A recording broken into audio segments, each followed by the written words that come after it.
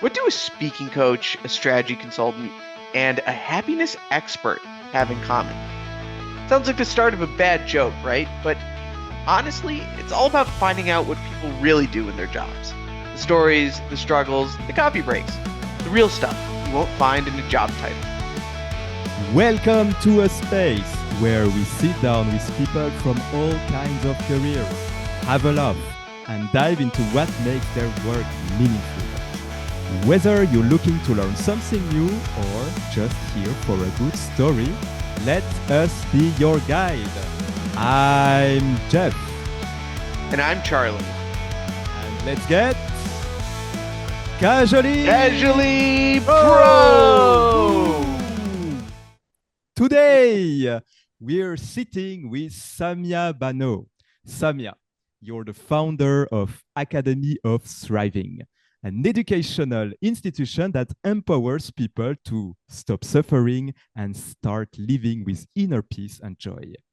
You're the host of the Make Change Fun and Easy podcast since 4 years and a podcast host for more than 10 years.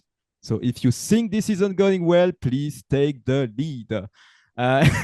Your, your, your mission is to empower change makers to make a difference in the world. Samia, I'm very happy to be here with you today. Can you please start by telling us who you are, what you do, and how you got to do what you do? Oh, thank you so much for that very fun intro, both of you, Jeff and Charlie. I'm so happy to be with you both. So I am a happiness expert, so I'm all about teaching people how to take control of their how they think, how they feel, how they act, so that way they can choose to be happy no matter what the circumstances are in their life. And I've learned that is an incredibly important something for us to learn to be happy and successful in life. And the approach that I take in terms of teaching all this to people is a training and coaching approach.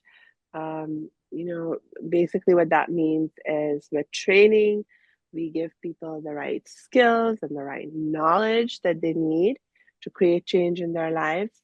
And then the coaching is where you provide people with the support and accountability structures that they need to actually implement what they're learning so they actually experience change in their life, even as they're going through the learning process.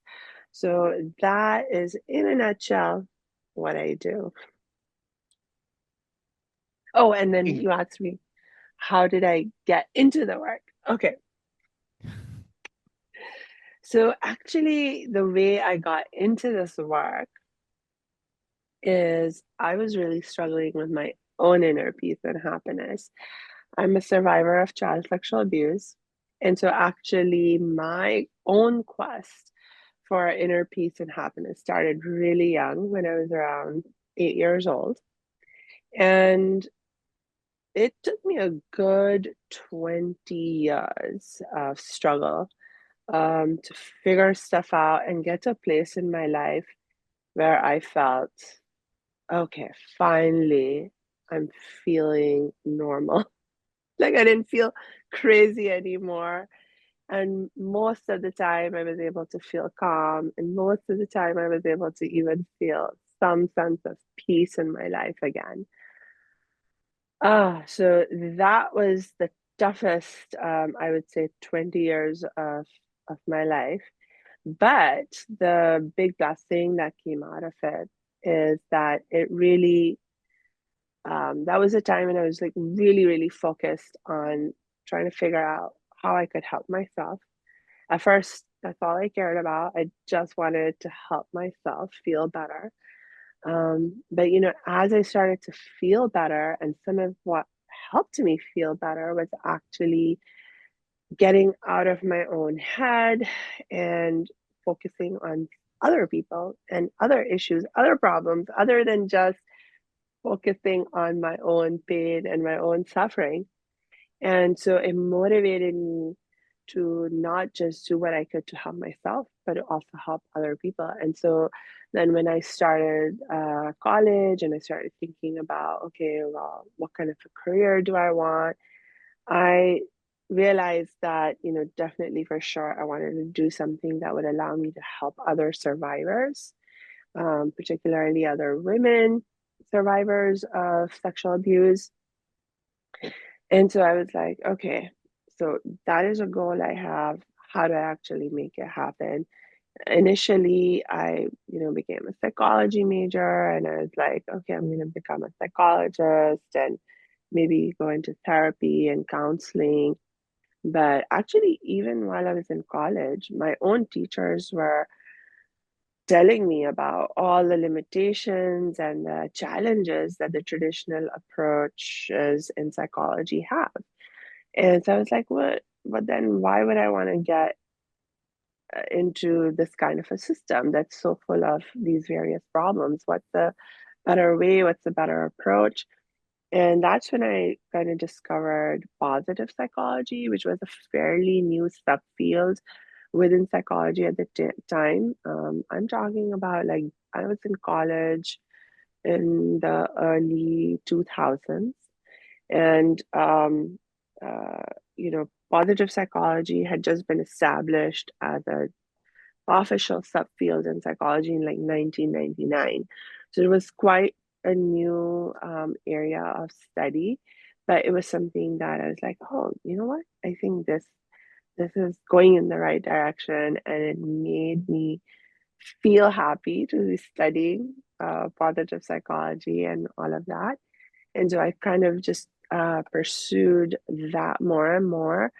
And then I happened to meet my happiness mentor and coach, my happiness expert, Dr. Amy Cogé. Her whole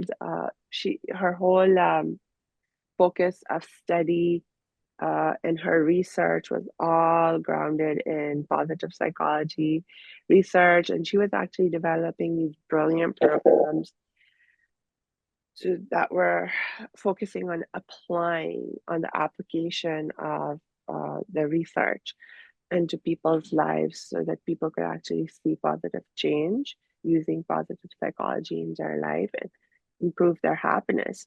And so I actually went through a whole year and a half training with her where we were learning applied positive psychology and learning it in a context of being able to train and coach people with essential skills and how to take control of your happiness and build your happiness. And actually, Dr. Amy, not only did she teach me all this theoretical knowledge, but she had started her own private practice as a coach and trainer. And so I also interned with her to learn the business side of how she was handling, her business practice as a coach and trainer.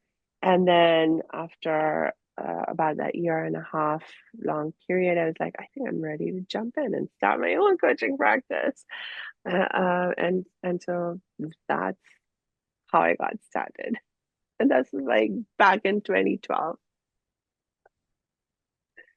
Wow, that is an incredible kind of transition from I don't really know how I'm going to get to even normal to I am helping other people not just hit normal, but thrive in the idea of there's better than just surviving. Um, Mhm. Truly a phenomenal background. I, I have a question though. So, in terms of the term that you've been using, positive psychology, right? I Mhm. think most people have an idea that, okay, psychology is the study of maybe how we think and react and interact. But how does that differ from, positive psychology? Could you break down positive psychology for us? Sure, sure. Yeah, so like I said, positive psychology is a subfield within psychology. The difference between the traditional approach shows in psychology and positive psychology, the traditional approaches are or were primarily clinical approaches, meaning that The researchers, the psychologists, what they were interested in is what's wrong with people. How do you figure out what's wrong with them? You have to diagnose somebody, and so that's where you got the DSM, the diagnostic manual that has been created, where it's like, okay, what symptoms are you having? What's dysfunctional about you? What's wrong with you? Basically, what's your disease? We're going to diagnose it, and then we're going to try and fix you. We're going to try and heal you, cure you of your disease.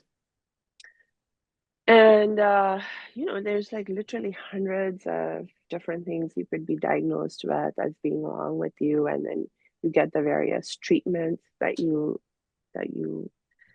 have, according to the diagnostic manual, right? But with positive psychology, the difference is the focus of research has been what's right with people. When people are actually happy, when they are feeling peaceful, when they're feeling content, when they're feeling joyful, and all these other kind of positive mindsets and states of being, well, what allows those things to happen? And how do we help people have more of these positive feelings and more of these positive characteristics? If you can build them or grow them in yourself more, how do you make that happen? So you don't diagnose anyone with any problems or any diseases, etc. You instead focus on what's right with them, what their strengths are, and you use that as your foundation to help people do even better in their lives. Yes. Wow, Samia, that's really amazing. To be honest, since I'm a psychology geek, I've been digging into positive psychology a few years ago, and I really love this approach of instead of focusing on the bad stuff, let's see how we can grow meaning, how we can grow really positive and great stuff. It's an approach that's completely at the it takes things from upside down, and it made so much sense when I read about it. And it's funny because in the book of the leader of this field, Martin Seligman, I think the book is called Mhm. Flourishing. It talks about people who have a PTSD. So they have a traumatic event, and they have a lot of bad things that goes in their life. And he said that when you studied people with a big trauma in their life, usually you get two things later on. You have two options. Option A, the person is miserable, still continue to tell that everything that's going bad is because he had this trouble in the past, he had this bad event. That's option A. It's not very nice to live. But option B is this person somehow turned it upside down, and instead of blaming the event, blaming his life, blaming everything around him, he tells that this is the reason that I'm now so strong, that I'm able to do many things. Like they take it for the Yeah. reason to have a great life and not for the Mhm. reason to be miserable. And Mhm. when you tell your story, that's also what you had something extremely traumatic, but instead you could have chosen to think, okay, so I had this, so my life is over, and then I'm just gonna survive until the end of my life. But you chose the other way. You chose option B. You were like, this happened. I will completely transform it, and I will make sure that everyone who face those things, I will help them to overcome it myself. So this is really a very beautiful and powerful story. I would like to ask you a question, Samia. Nowadays, there are so many diagnoses, and it breaks my heart when I meet people who tell me, "Oh, Jeff, I would like to do this company to do this or that, but I have attention trouble, I'm bipolar, or I'm X, Y, always it's always a diagnose. And they tell me, yeah, because I have this, I cannot do that.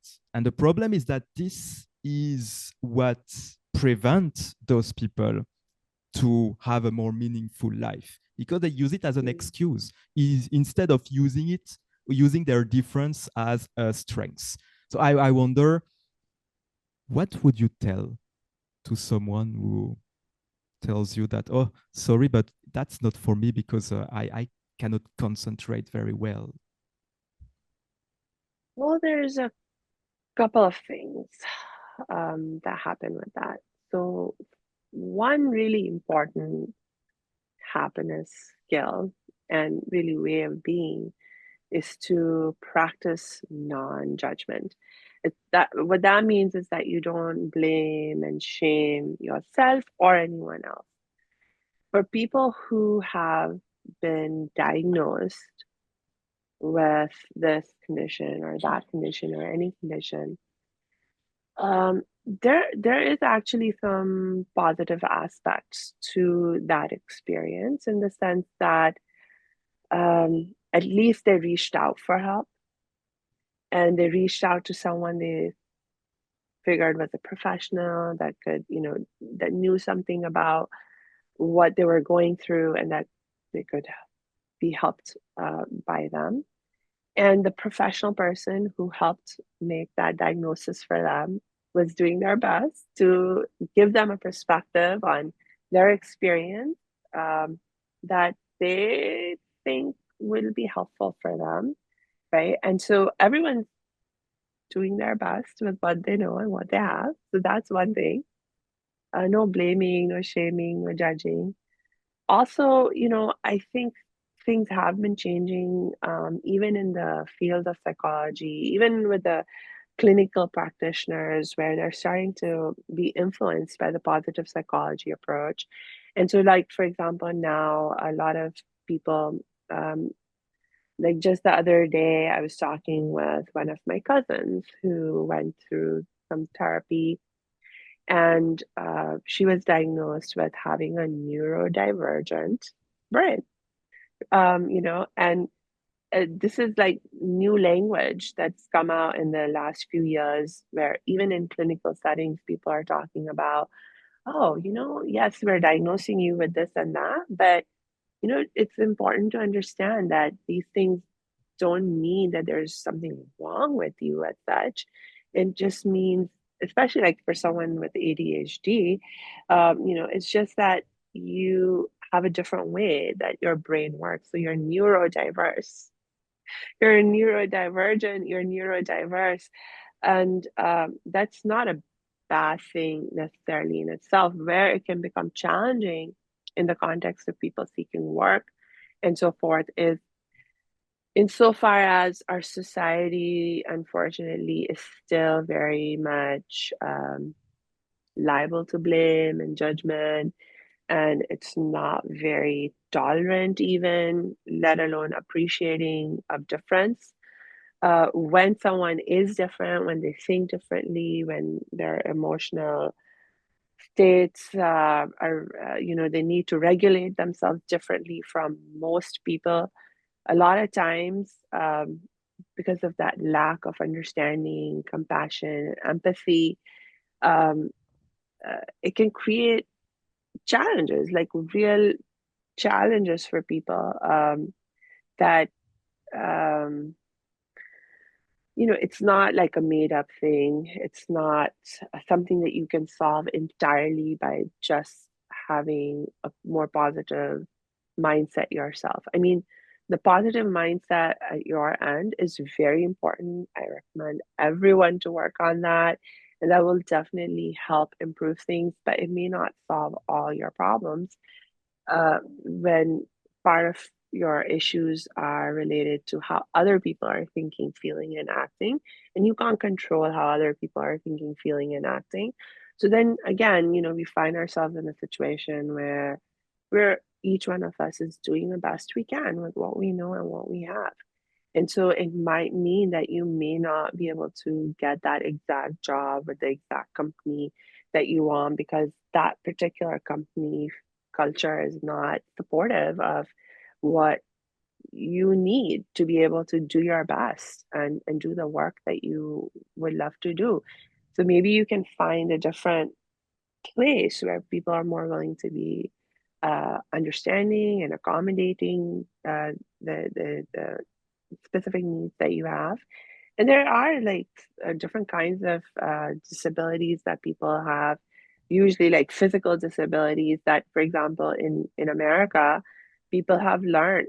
I mean, there are actually laws on the books to accommodate people with different kinds of disabilities, but it's just that when it comes to people who are neurodivergent or neurodiverse, oftentimes those challenges you can face in that context are not recognized as um, something that needs a little bit of accommodating or compassionate consideration. And you know what? I think you bring up such a fascinating point because there is such a separation between the accessibility provided to those who have, visible medical concerns, visible traumas, right? Physical traumas, versus those who live with mental traumas or with Mm-hmm. mental disabilities, things that aren't apparent on the onset of the person, but um, still require the same, if not, more amounts of care. Uh, and it's a unique situation because when we kind of look at the, I would say, I don't want to be overly, descriptive with my terms here, but like a tactical component for how we care for people, right? For how Mm, we do things. Um, it's much, much easier to do the things that are visible than not. And that's, yeah. all three of us on this call work in areas where it is completely intangible. And the reason that we have careers in those areas is because we try to make the intangible tangible. Um, Mm. and I'm just so curious because your work as a happiness expert, right? To even start, I would imagine, is difficult because you have to define happiness. What is happiness for you, for someone else? It can range, it can be a spectrum, it can be some or none of what it would be for someone else, right? And so can you talk to us maybe a little bit about how the process starts? How do you work with someone to not just say like, okay, I'm going to be happy, but like how do you define your happiness? Well, happily, I did not have to invent any of this. That's the benefit of having all this research and positive psychology that I'm able to ground my work in. So, in positive psychology research, the research has actually identified three different kinds of happiness, as it were. Because, yes, absolutely right. When you like, if you ask somebody, okay, what is happiness? What makes you feel happy? When do you feel happy? You'll get so many different answers. But the research has sort of identified three main, let's say, kinds of things or experiences that when you have them, the person having them is like, oh, I feel happy. Okay. So the first kind, that's the most common kind that everyone for sure experiences in their life. It's based on outside stimulation. So something in your outer environment is going to happen. Like you may uh, go shopping and find a great deal, on something that you really desired or wanted, and having that experience of getting that great deal um, stimulates a response in you that you're like, oh, I'm so happy I found this. kind of thing. Or maybe you meet a great friend you haven't seen in a while, or that you're just, really happy to see when you meet them. So it could be all kinds of different stimuli in your environment that stimulate response in you that feels like happiness. So everyone experiences this. We are all familiar with this. The sad thing is that for most people, this is kind of where things get stuck. In that this is the only conscious way that they know for how to cultivate happiness in themselves. And so then you get stuck in the rat race of society, where you're always chasing after the next thing and the next thing that's going to make you happy, that's going to give you this kind of happiness feeling. But luckily, we can get out of that rat race, and we don't have to depend on external stimuli to make us happy all the time. So the second kind of happiness is internally generated and stimulated, and it's related to what we call the MAPS. Well, that's an acronym, MAPS. And M is meaning, A is authenticity, P is purpose, S is strength. So when you are living your life in a way that is that feels meaningful to you, that feels authentic, that allows you to use your natural strengths, that allows you to feel, oh, I'm doing something purposeful with my life, etc., then that gives you a feeling that you also, where people will say, oh, I feel happy. And other words that you might use to describe it are content. Like, I feel content, I feel fulfilled when I live this kind of life of meaning and purpose, and being authentic to your values and so forth. So this is another major kind of happiness, and it's something you can control because it's about how you act, how you think, what you believe, and being consistent, being authentic to all of that. Right. So these are definite sources of happiness you can learn to be in control of. And then the third kind of happiness, very interestingly, because I say interestingly because in America, we have a culture of separation of church and state, and people are very hesitant to talk about faith and spirituality and religion. But actually, positive psychology research has found that your sense of spiritual connection and spiritual development is a major pillar or major kind or source of happiness for people. And so the more spiritually connected you feel, and the more you work on growing your spirituality, your sense of spiritual connection, the more happy you feel. And some of the alternate words that you might use to describe this kind of happiness are like your feelings of peace and bliss and joy. A lot of times when people are feeling love in their lives and the happiness that comes from being in love, actually, that is also kind of spiritual experience and spiritual happiness. So those are the three major kinds. And so when you really want to take control of your happiness, you want to make sure you're working on actively engaging all these three areas, or all these three kinds of happiness. So you're actively not just whatever outer stimuli comes to your life, or you want to set up in your life to help you feel happy, by having a nice home or etc. Do that. Nothing wrong with that. Go ahead, do that.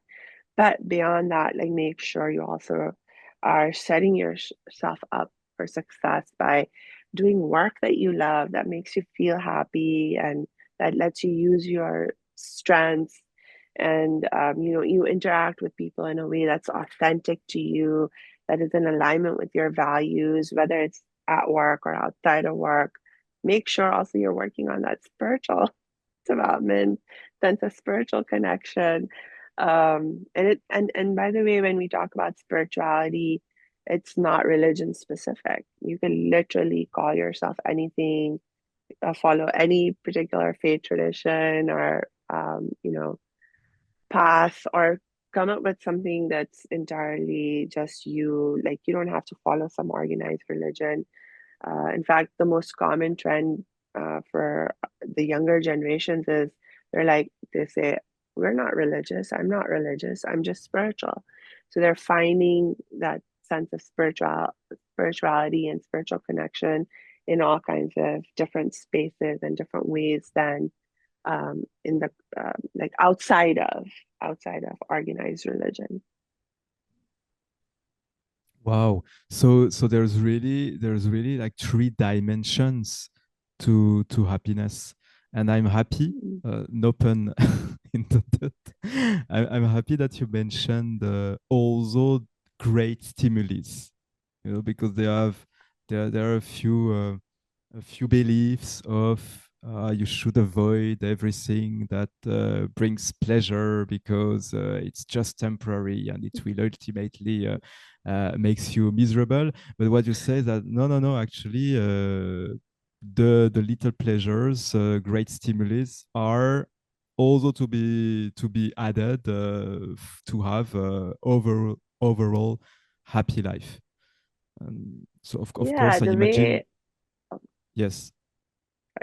just to follow up and clarify about the outer stimulus and the happiness that you get from that. The thing to be careful there is, one, you don't want to depend on outer stimuli for your happiness, right? Because anything can happen and those stimuli can go away, So whether it's another person that you love that makes you feel happy, or any object, I mean, literally, some burglar could come and take your object away, or a natural disaster could happen and your house can literally fall apart that you love to live in, things like that. So the outer stimuli, um, they're just not a very stable source of happiness. It's not a source of happiness that you can control very well.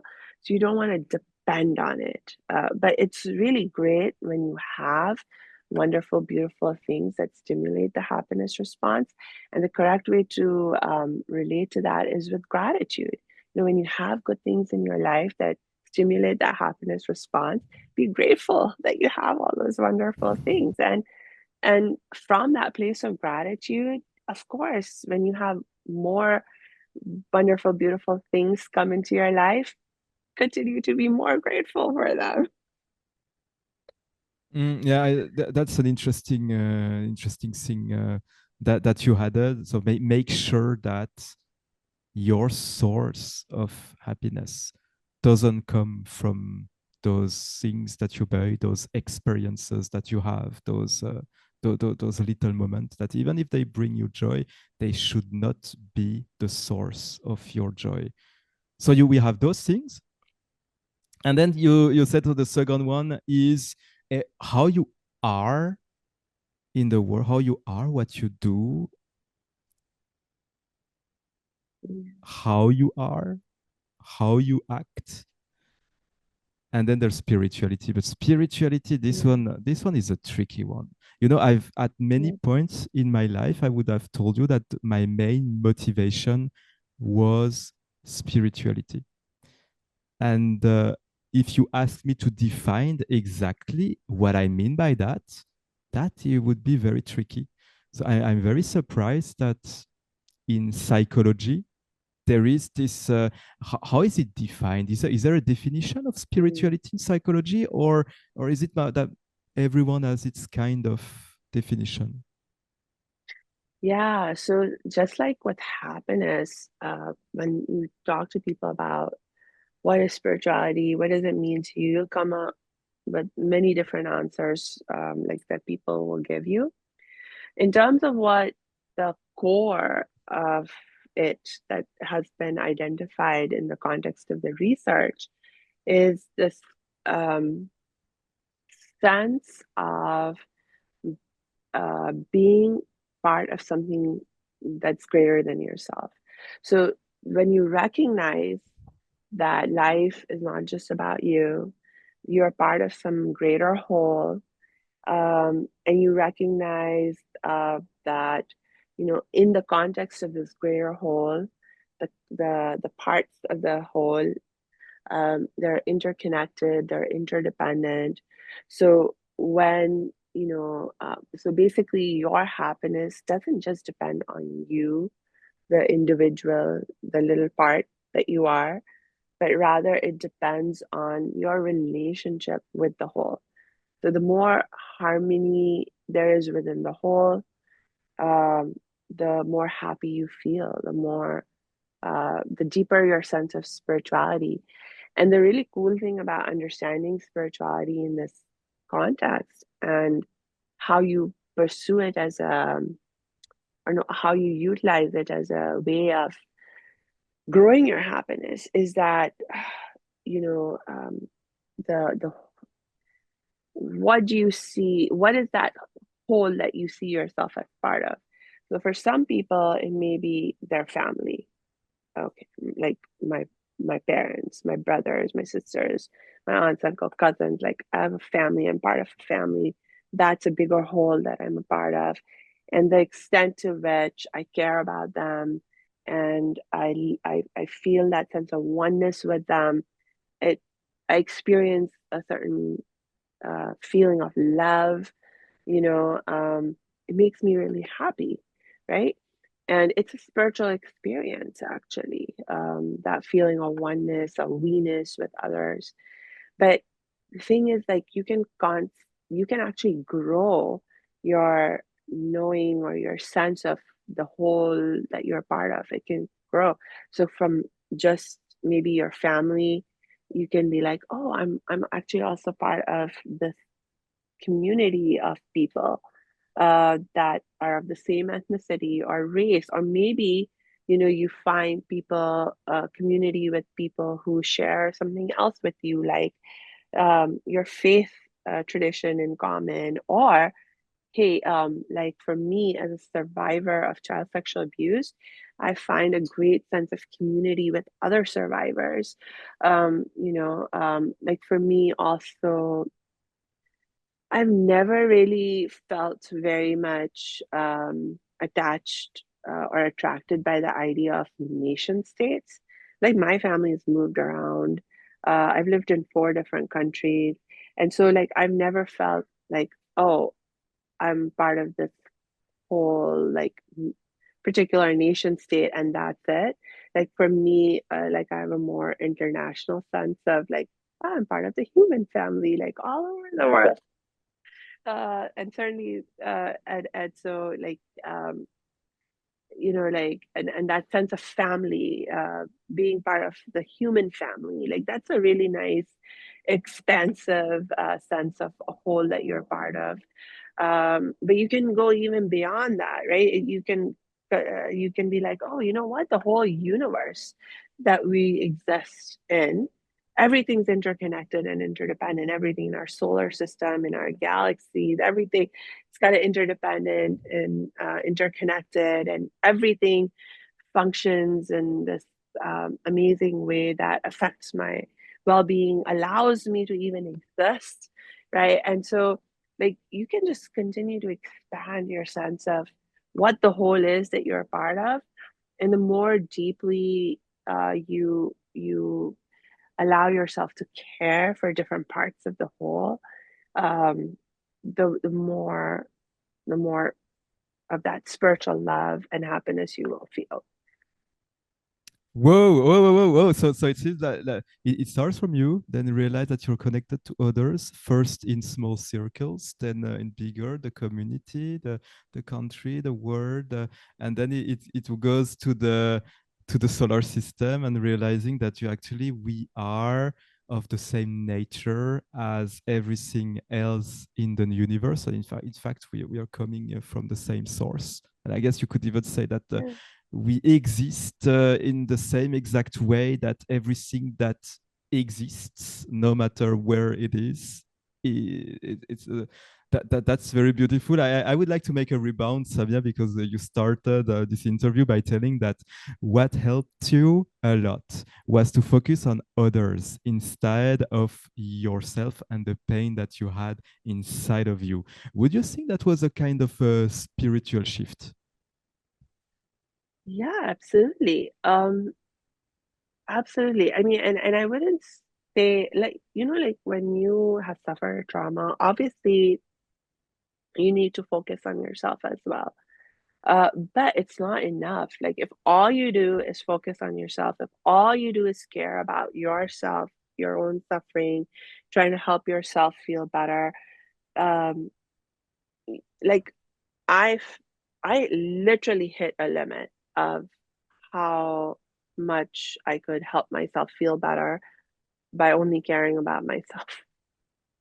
And like literally for me, what happened is life source was so merciful and put me in like a life circumstance where I was forced to start thinking about other people. Not forced to start thinking about other people, but I got the opportunity, let's say, to care about someone more than myself. And consciously, like what I can remember, the first time I got this beautiful opportunity is when my brother actually had an accident and he ended up in the wheelchair.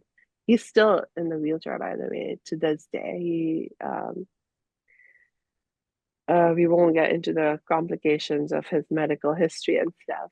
But when he had that accident, we were all still teenagers. I was like maybe 13, almost 14 years old. My brother was just turning 17 or so.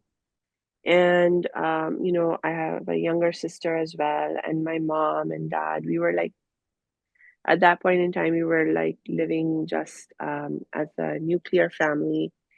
And it was really hard for my mom now suddenly to, I mean, it's not like her life was free and easy before, but when you now add having a son who has suddenly, met this major life change, and he can no longer walk and he can't, struggling with everyday little things. He needs more attention and care, almost like, 24/7. Things got really challenging for my mom, and she she was like needing help. And so for me, that was like one of the first times in my life, post experiencing my own trauma, where I was shaken out of my own sense of suffering for myself. And it's like, oh, my mom's having a hard time. Oh, my brother's suffering and hurt. And is there anything I can do in this moment to help? And thank God I said yes. And I did, whatever I could uh, to step up and help my brother, help my mom. And, that was like such a healing experience for me as well. Like it really was, from what I can consciously remember, one of the first experiences when I was able to sort of shake myself out of my own trauma for at least some moments of time and think about someone else, think about something else that was more positive and allowed me to feel some relief, some peace and some happiness when I was, um, you know, helping um, someone else. So, like for me, that really kind of stuck as a lesson. And so, as I moved, forward in my healing journey, it was a lesson that I kept coming back to and going deeper into. And it's definitely a very, very spiritual experience to feel that. kind of happiness and that sense of connection and concern for someone else. You know, it's strange how universal that feeling is. The Mm, idea that any given point, no matter how terrible you feel like your life is, you have a capability to rally, even if it's mhm, marginally or in a very short amount of time, but you have the ability to get back to normal, if not exceed your previous ability to do things uh, for the ones that you love. I mm, am reminded of just an amazing kind of situational uh, kind of reality that we all have, that it's not just uh, uh, a test in mental fortitude, right? We mm, are hardwired as these creatures to surpass our abilities to take care of the ones that we love, right? We hear mm. constant stories about oh God, what's it called? It's like it's an insane amount of strength that you get, physical Yes. strength when you feel like someone is in danger. Mothers lifting cars off of kids. But our mental capability to do that is just as vast and just as impressive. But again, it's one of those things that we don't see until maybe we experience it for ourselves. Mm, Now, I mean, coming back to this idea of unification, of togetherness, of the idea that we're all very more similar than we could ever be different. In your work, right? You have to kind of jump hurdles and get people on the same page, maybe not in terms of what their direct happiness is, right? You can't say that, the CEO who is making $80 billion a year has the same level of happiness or the same desires of happiness as someone who's, working a minimum wage job. But getting them all on the same page as to, okay, well, how do I work into this happiness?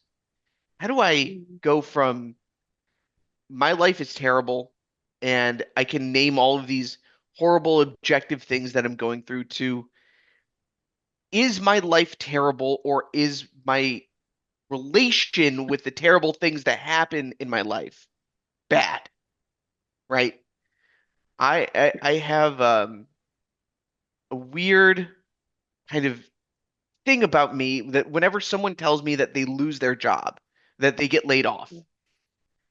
I get so excited for them. And it really it puts some people off, but generally they get it when I explain it. It's because at some point you get comfortable in something that you're doing and you get Yeah. stuck. And then someone says, out of nowhere, "Hey, guess what? You don't do this thing anymore." And it's jarring and it's horrible for some people. And of course there's financial ramifications, there's all these things. But how incredible is it to have freedom at that point? There's the ability to go find something new, exciting, even better than where you were.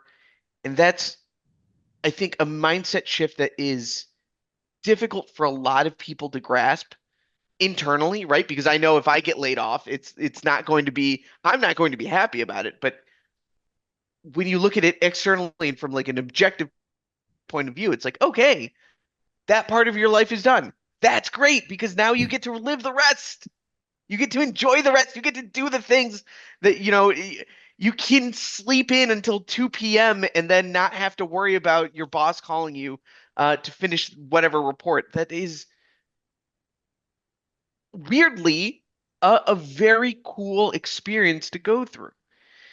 But it's dependent on your ability to appreciate that circumstance as opposed to wallow in the reality of not having the job anymore. Mhm. When you have to put people through these monumental kind of mind shifts, how do you convince them that yes, the things that you're going to go through are bad objectively, that pain is inevitable, but you have to at some point convince them that the suffering is optional. How do you do that? How do you breach that subject? How do you get them to start turning the key into, okay, it's not the circumstance, because the circumstance might always be bad, but it's how I deal with it. How do you do that? Yeah. Yeah, so one thing to realize is that if I might use the terminology of healing, so if something's gone wrong in your life where you're feeling like some kind of crisis is upon you, and you think of it as like, okay, I need to recover from this. So you're going to go through a healing process in order to achieve recovery, right? And so actually, when you understand that the healing is a process, see, everything starts with all change that you want to create in your life. It starts with creating a change in your beliefs and your thoughts, which creates a change in your feelings, which allows you to then act in a different way.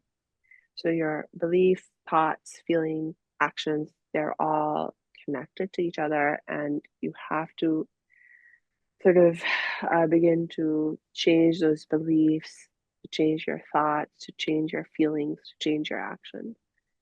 And this is a very well established causal chain, as it were, that is established in psychology.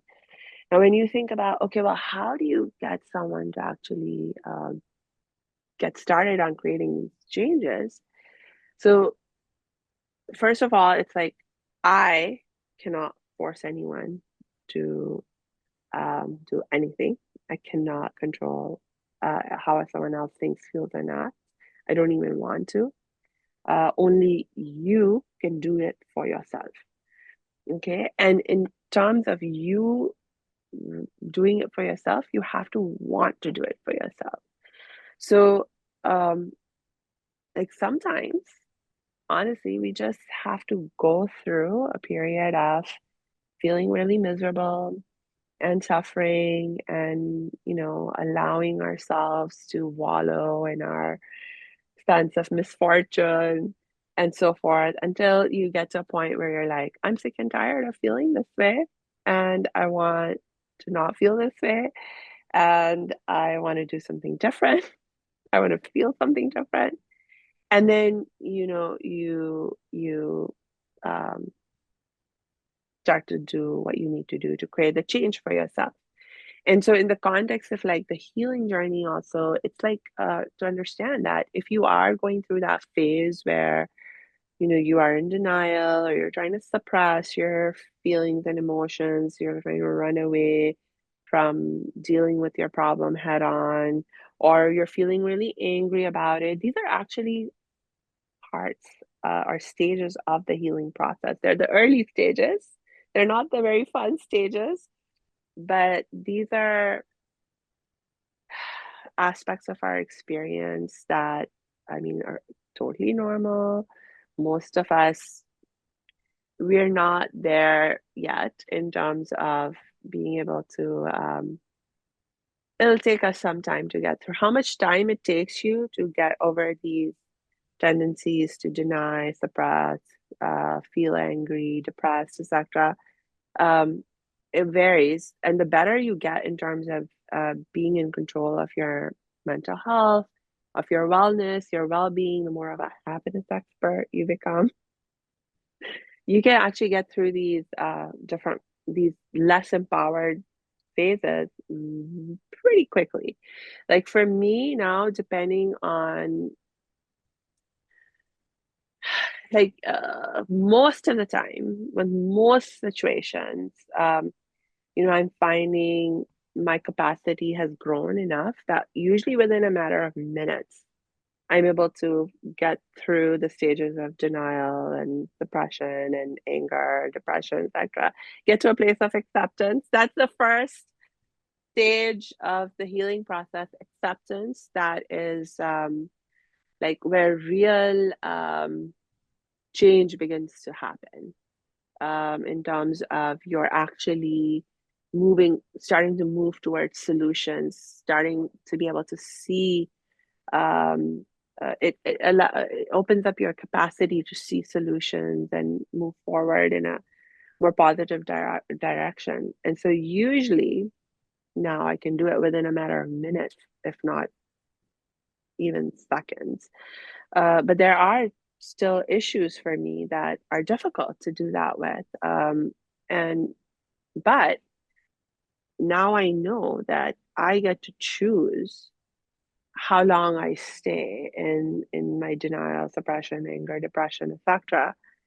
And I know I have tools that I can use to help me get to the place of acceptance and beyond acceptance to, that more positive, empowered thinking where I'm like, okay, you know what? This I'll find good in this. What is the good in this? Let me start doing something to create the good in this situation. Um, so uh, when so so like my job in my coaching and training work with people is to help them not um, be like trying to fix every situation as an individual situation, but rather to change their mindset as a whole and just change their awareness of what's possible, like in their life as a whole and in their person, like as a human being, what is your capacity? What is your power to create change in your life? And how do you do that? So when you know that at a universal level, then when you are in specific challenging situations, you just go back to that knowledge, that general knowledge, and you begin to apply it in the specific situation that you are in. So, my job most of the time, because again, I'm not a therapist, I'm not like counseling people, I'm coaching, training, and coaching people. So, I'm more, I get like when someone comes to me, we start working on that universal level of creating a universally empowered mindset and that right foundation of right knowledge and right skills so that you can use that to create change in any area of your life, any problem that you come up with. The basics of how you will overcome and create change and transformation, they actually end up being the same. It's just that the context of application changes. And so sometimes that the specific contexts can seem to bring up specific like you need feedback on how do I customize the general idea to this specific situation. And so then that's where, as a coach, I can step in and help them think through that. But actually, the principles are always the basics are always the same. It goes back to your are you living a life of meaning and purpose and using your strengths and values. Usually there might be something like there that's off, that's missing in your specific context where you're feeling challenged, that needs to be addressed. And when you address that, wow, you begin to experience the positive change. Or have you looked into that spiritual happiness aspect of things? Like, where is the sense of disconnection that you're feeling? Where can you find greater connection with what's around you or who's around you, that will end up helping you feel better and find solutions and things like that. So the basics of the healing process are pretty universal. I can definitely reflect on many of the things that you just said about the fact that you need to want to change to be able to do it. So that sometimes you start to feel not that good and you wonder why, and you notice that you lost the meaning on the way. There's so much in this, and it's very interesting that your approach is meta. It's not problem dependent. So basically, you said that there is a universal way to handle all problems, and that's beautiful. That's beautiful because our mind have this tendency of thinking that the problems we are in is the it's our life, it's specific, it's only us, and no one else could understand. But in fact, there's some very general principles that you can apply. I would like to ask you, Samia, if there is one tip or one thing that you found often, very often lead to a breakthrough with Mm. the people that you work with.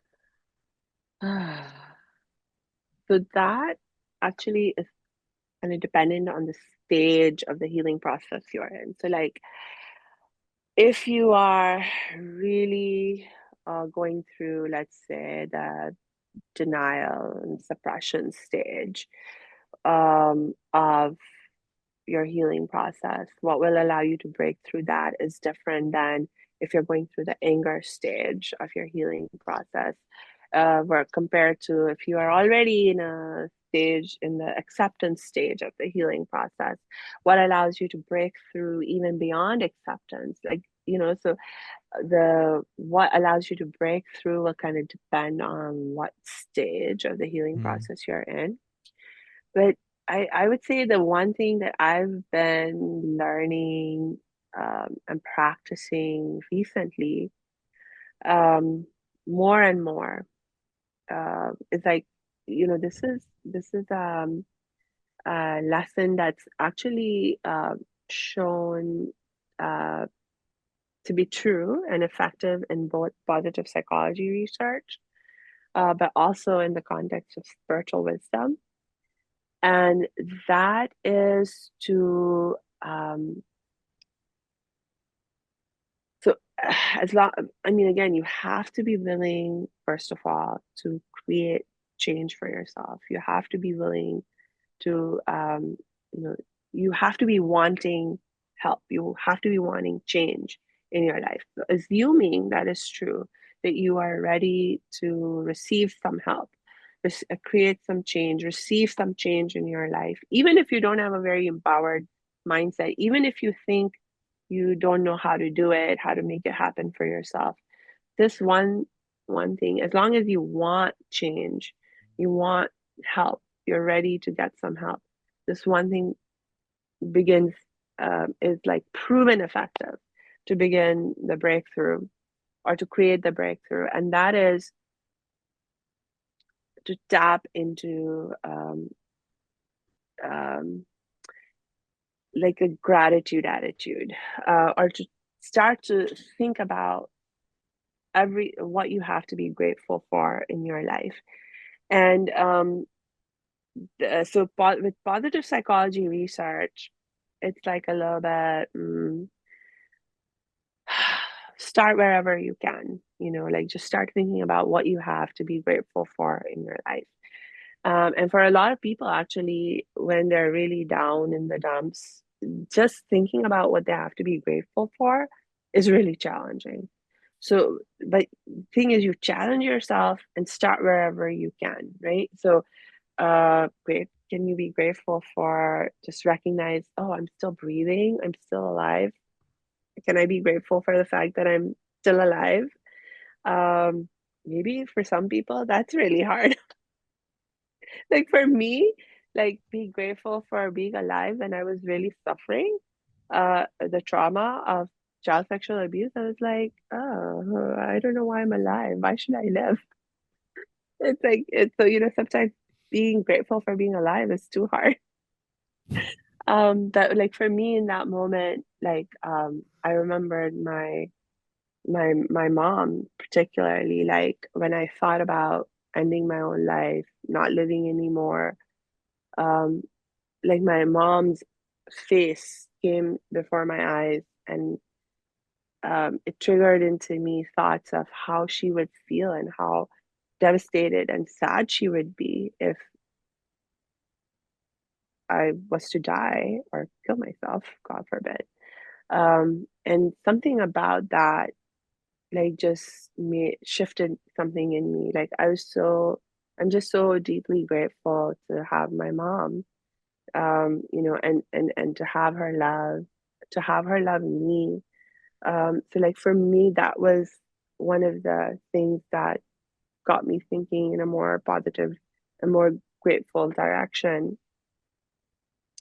And you just keep building on that. Don't stop, but just one thing. Think about the next thing you can be grateful for, the next thing you can be grateful for. And so the more you expand your awareness of what you have to be grateful for, the more you will begin to feel better. And then when you start to feel better, then you start to be in that more empowered mindset naturally that allows you to think about solutions and, good stuff. Wow, some incredibly powerful stuff there. And you know what? This leads perfectly into our next question here. So, Jeff and I started Casually Pro because we believe in the truly impressive power of people, right? Mm, We think that they are incredible, but more than that, that they are capable of incredible things. And because of that, we wanted to make sure that everyone who listens is able to take something away to help them do mm, those incredible things. And, you know, mm, being a happiness expert doesn't just happen overnight. But if someone wanted to take that journey, if someone really wanted to mm. get there, what's one skill that has kind of helped you to get to where you are today, to do what you do and do it effectively? I could quickly mention two. Two is perfect. We If love a there two for one. two, if there's two skills that are the most essential to being a happiness expert for yourself in your own life, like to live happiness every day, every moment, to be able to choose to live happiness, two skills, I would say, that are absolutely essential. Number one is learning to live in the moment. Because pretty much anytime you're stressed out, worried, afraid, depressed, any of those disempowered states of mind and being, you're either stuck in the past, like thinking like memories of the past, or you're worrying about the future. So you're not in the present moment. You can only, but neither the past is real anymore, nor the future is real anymore. Like the past is just a memory. It's gone. You're not going to go back there. You cannot relive it except as a memory, right? And so it's not really real anymore. And the same thing with the future. It hasn't even happened. So you cannot experience happiness in the past. You cannot experience happiness in the future. You can only experience happiness in the present moment. So this is a skill to develop. Like most of us, we don't live in the present moment. We don't know how. We have to learn how to do it. We have to practice it, and you get better and better with it as the more you practice it. Okay, so that's absolutely critically essential because you can only experience happiness in the present. And then the second is when you're in the present moment. I mean, look, you could be in the present moment and be focused on everything that's wrong in the present moment. If that's you, you're not going to be very happy. So not only do you have to be present in the present moment, but you have to learn to be present to what's positive in the present moment, right? And so the way you do that is by developing the skill of non-judgment. So that's about how you think. So you have to be willing to give up your right to judge yourself and others No more blaming, no more shaming, no more criticizing. I mean, you could do that, and there's a part of me that still enjoys falling into those patterns of blaming and shaming and judging, especially like others. I don't like doing it to myself anymore at all. But sometimes it's easier to just point the finger at someone else and be like, you did this, that made me feel bad or made me feel angry or that's making my life difficult. And so, but it's not, if you want to be happy, you want to be in control of your happiness, judgmental thinking is not helpful. It is going to seriously compromise your happiness. So give up your right to be judgmental and practice being non-judgmental. So instead of blaming, shaming, judging, etc., being non-judgmental means looking at everyone, everything, your circumstances from a perspective of compassion and empathy for yourself and for others. Yes, Samia, wow, this interview was purely amazing. We went from suffering to being one with others and even with the universe. You reminded us about the importance of gratitude, of living in the moment with what's positive. And I'll be honest with you, those are things that I, every once in a while, I remember, but always comes a time where it starts to slip away. So I'm really happy and really grateful that you reminded us about all of those. Before we leave, Samia, I would like to ask you a question that we ask all of our guests. I will hand you the magic microphone for 2 minutes. We will have 2 minutes with the magic microphone. That's magic because it allows you to leave a message to everyone who's living on the planet today. Today, but even those who are not even born yet. So it's your opportunity to leave a message or a universal legacy to everyone. So my message to all the people of the world who are here now and who have yet to come is actually my prayer for us all. Is what I really want is to be happy and to be able to live my life in a way that is full of happiness and peace and joy every moment. And that is what I want for you as well. And I think it's so important for us to know that this is something that we can make happen. We can make it happen. Of course, there's something that I will do to help make it happen. There's what you will do to make it happen. Together, we can make it happen. So I think the most important part of our making this happen is to just remember that we are interconnected, interdependent parts of the same whole. And the more deeply we recognize and feel the different ways in which we are interconnected and interdependent, the more oneness, the more sense of we-ness that we feel. We actually experience that as a love for each other. The more love we feel for each other, the easier it will be for us to make this happen for us, to be living that life of inner peace and happiness. And so maybe recognize every moment that goes by more and more deeply, maybe recognize how we're connected, all the many different ways in which we're connected to each other, that we impact each other, and that we learn to care more and more deeply about how we're connected and how we impact each other, so that we actually do everything that we can to help each other out whenever we can do so.